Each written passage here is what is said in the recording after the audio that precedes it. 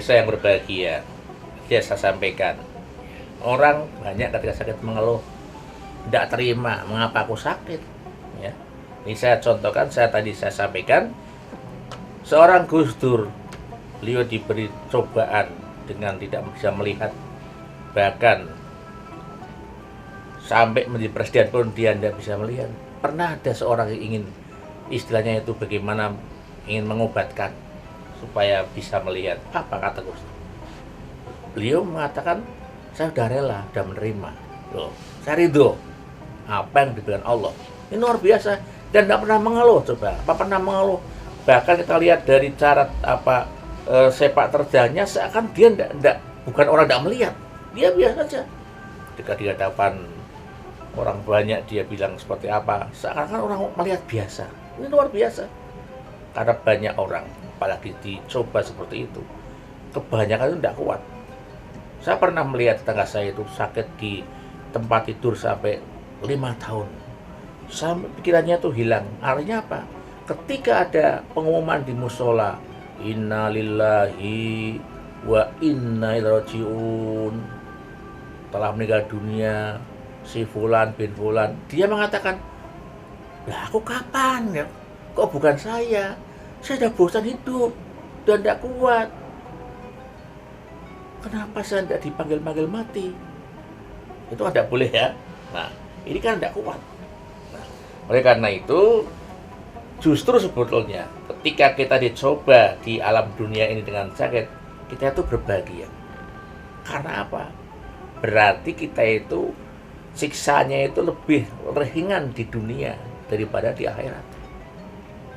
Nah, kalau Allah menghendaki orang itu orang yang baik, dia dicoba di antara dengan sakit, kan pasti banyak cobaan ya. Bisa seperti kemarin erupsi Semeru misalnya, bisa banjir, bisa gempa bumi. Ini sakit, dicoba sakit. Tapi kalau Allah menghendaki hamba itu tidak baik, ditunda cobaannya, justru dia akan diberikan sisaan ketika di yaumil qiyamah, di alam akhirat itu lebih berat.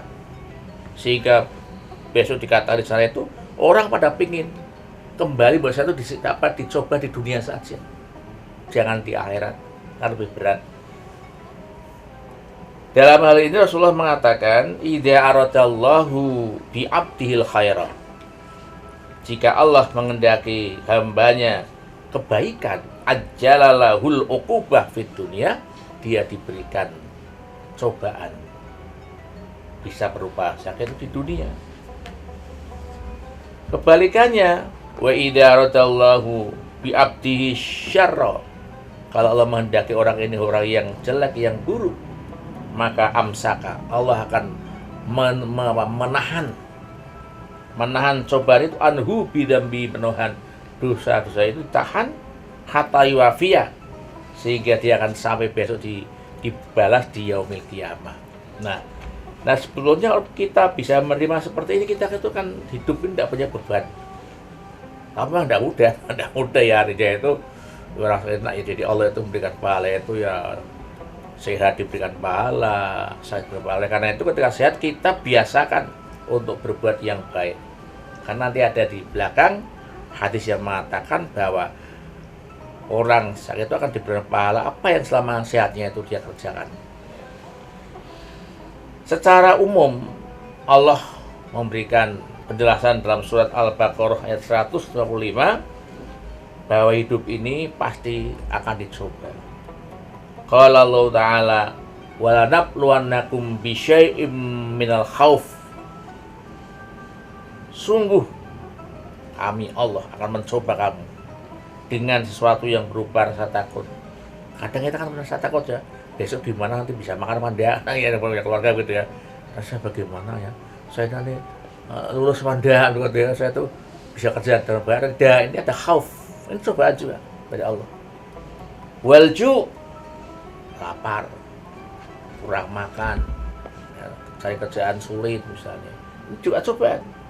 Wanaksim minal amwali, ya juga harta bendanya berkurang karena hilang, karena kecurian orang lain, karena mungkin terbakar ya. Wal anfusi, termasuk diri kita itu. Wasamarat, bagi orang yang profesinya petani barangkali gagal panen dan sebagainya. Nah, di sini katakan wa basyiris sabirin. Dari rangkaian cobaan Allah ini kuncinya sabar. Hanya sabar itulah solusinya. Tidak ada yang lain. Memang tidak mudah. Sering orang mengatakan, kamu bilang sabar, gampang lah. Yang melakukan merasa itu kan sulit ya. Nah, disambung ayat yang ke-105 selanjutnya itu walladzina idza asobathum musibah qalu inna lillahi wa inna ilaihi raji'un. Nah, ketika kita kena musibah, sakit ya, tak erupsi, jatuh, itu kita ucapkan inna lillahi wa inna ilaihi raji'un. Hanya kalimat ini sudah diasosiasikan kalimat orang mati, ya kan? Padahal ini bisa digunakan. Panjenengan jatuh, inna lillahi wa inna ilaihi raji'un, itu tidak apa-apa. Dengan ketika itu gagal, inna lillahi wa inna ilaihi raji'un. Nah, orang-orang sudah atau masyarakat menganggap kalau inna lillahi wa inna itu orang ada orang mati gitu ya. Rendah.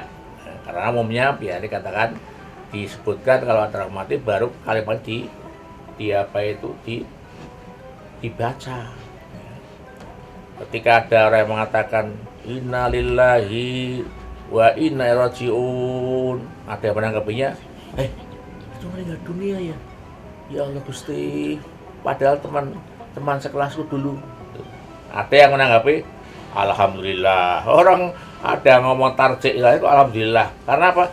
Berarti besok ada sarapan pagi gratis SPG ya. Kalau di Pekalongan begitu ada orang mati pada ngaji di kuburan, pulang makan ngerokok gratis selama seminggu ya.